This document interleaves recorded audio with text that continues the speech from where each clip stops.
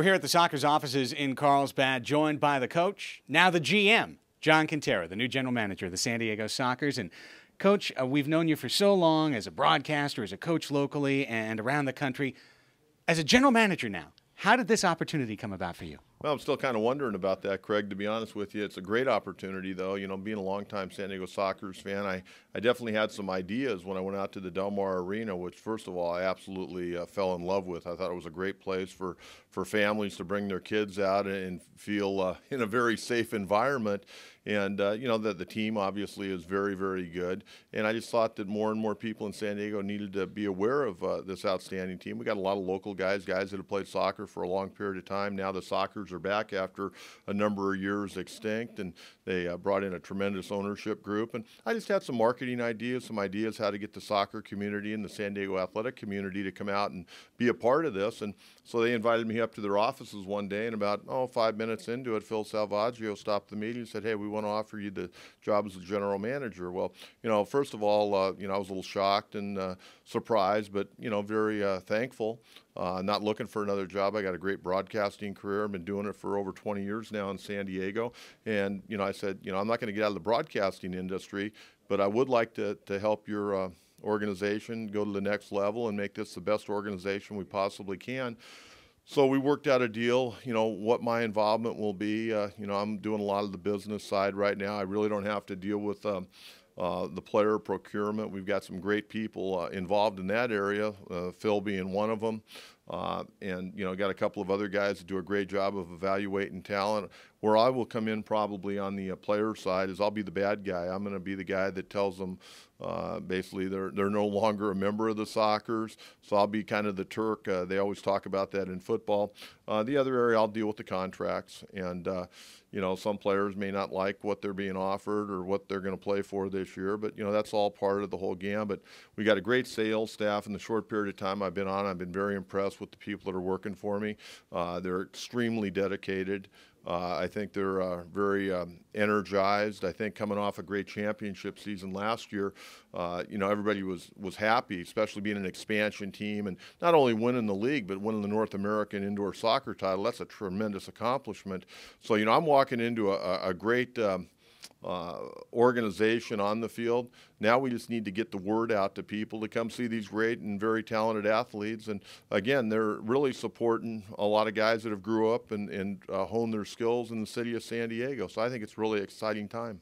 You see the Sockers maintaining the tradition, restoring the tradition with their 11th indoor championship last year. And I think one of the big challenges for this organization, Coach, and you were just talking about it, is just the way to raise awareness within the community, to energize San Diego's vibrant soccer community, the highest ratings for the World Cup here in the city of San Diego. We saw the reaction for just a soccer-friendly Chivas versus Chivas the other day at Petco Park. So you know that the excitement is there for soccer. How do you translate that into simply getting butts in the seats? Well, I think, number one, we got to have a fan-friendly environment. I think we've got the lowest ticket prices. In fact, when I talked with the ownership group, you know, the two things that I'm concerned about are keeping the prices low and really having families come out. Of course, we want everyone to come out, but it's going to be an environment where moms and dads have an opportunity to take their kids out at an affordable price. They're not going to have to stop by the ATM machine on the way to the arena. They're going to have that money in their pocket. We got the lowest prices in the league.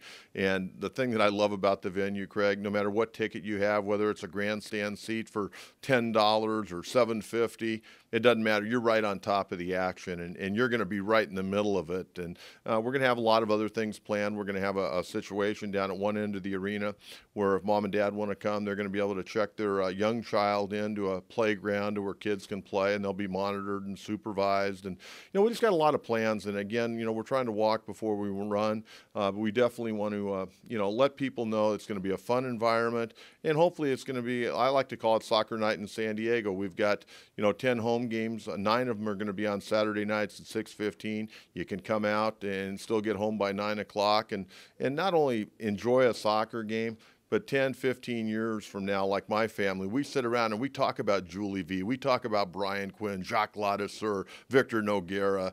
And so, you know, there's some great memories there. And hopefully we as an organization can bring a lot of memories to a lot of families for years to come. And Paul Wright, Aaron Susi, Cheeky Luna, these are some of the guys, Riley Swift creating the memories now for the modern day Sockers. Now, Coach, you talked about it a little bit in our first question, but so many years of broadcasting experience, so well known in this town and in this sports community especially, but from a sports management standpoint, I mean, I've known you for years. You're the guy behind the microphone. You're the guy grinding down there behind the batting cage, talking to Buddy Black now. It used to be Boach back in the day. What is your feeling about stepping onto the other side and wearing the suit and tie and being a part of sports management now? Well, you know, Craig, when I was a college baseball coach, I, did a lot of things, ran a lot of fundraisers, sold a lot of program ads, and driving around and, trying to sell a program ad back in the middle 80s for, 25 or 50 bucks so we could, get our roster in a program and get our kids highlighted. But, having been in the radio business, as you well know from being in the broadcasting industry for many years, you do a lot of stuff with salespeople and advertisers, and I've got a lot of contacts, obviously, in San Diego that we've already started to use and will continue to use. But I've also seen the good, bad, and the ugly. I think I know what works in San Diego. San Diego is a different market.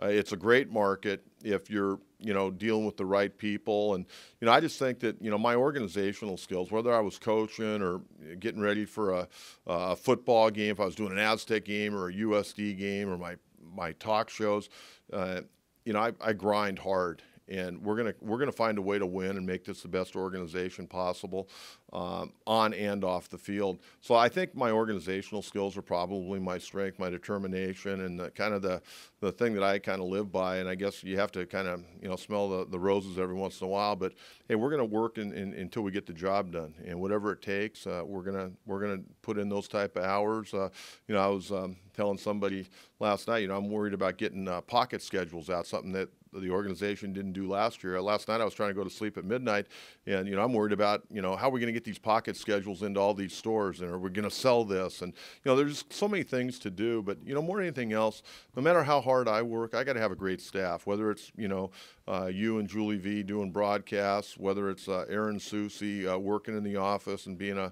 a great player for us. We've got so many great people in this organization.